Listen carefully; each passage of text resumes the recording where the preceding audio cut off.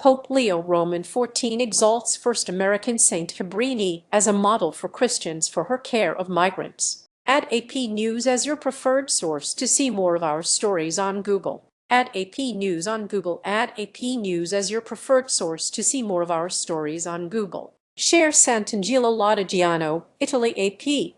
Pope Leo XIV on Saturday exalted the first American saint, Mother Frances Cabrini, as a model for Christians today to care for migrants in need, as he visited her birthplace during a day trip to northern Italy. Leo, who has clashed with the Trump administration over its migrant crackdown, urged young people in particular to learn about Cabrini's life and service, once again confirming history's first U.S. pope as the heir to Pope Francis in prioritizing the plight of migrants. Leo prayed before Cabrini's tomb in a basilica named for her in her birthplace in Sant'Angelo Lodigiano, near Milan, and presided over an evening prayer service. The visit to northern Italy is part of Leo's summertime grand tour of Italy to visit key cities to get to know his flock. Cabrini, the patron saint of migrants, is well known to many Americans for her work caring for Italian immigrants in the United States at the turn of the last century. Her work went beyond the U.S., however, as she crisscrossed the globe building schools, hospitals, and orphanages for those who had nothing.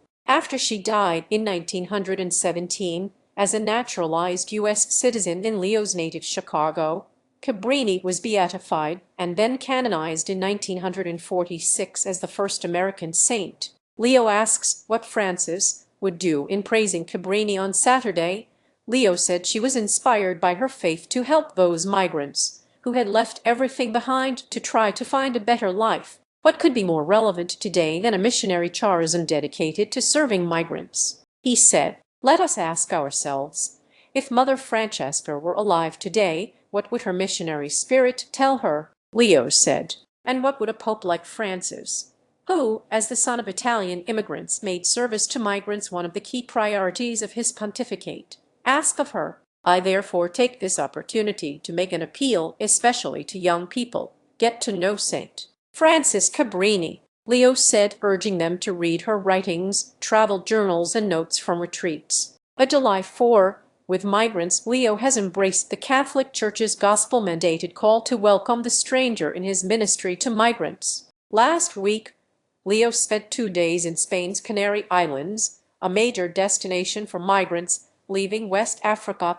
where he called for welcoming and integrating those fleeing hardship and conflict. Leo's next Italy day trip is on July 4, when he heads to Lampedusa, the Sicilian island that is a major destination for migrants fleeing North Africa for Italy. Leo's clash with the Trump administration over migration has given added symbolic significance to his decision to spend July 4, U.S. Independence Day, in Lampedusa, which was where Francis chose to make his first trip outside Rome as Pope in 2013. Read more. A prayer at the tomb of St. Augustine. Leo arrived in Cabrini's hometown after first stopping in nearby Pavia to pray at the tomb of St. Augustine, the 5th century inspiration of his religious order. There, he encouraged Italians to rediscover their living Catholic faith. Like many once Christian strongholds in Europe, Italy has seen its churches empty in recent years amid secularizing trends, with fewer and fewer Italians getting married in the church or going to Mass regularly. At a time when many people seem to have lost their spiritual appetite or, for various reasons, no longer find the Christian faith appealing for their lives, we are called first and foremost to proclaim the gospel, Leo said. He pointed to Augustine as a source of inspiration for today's faithful. Augustine was born in 354 in what is today Algeria, but he lived for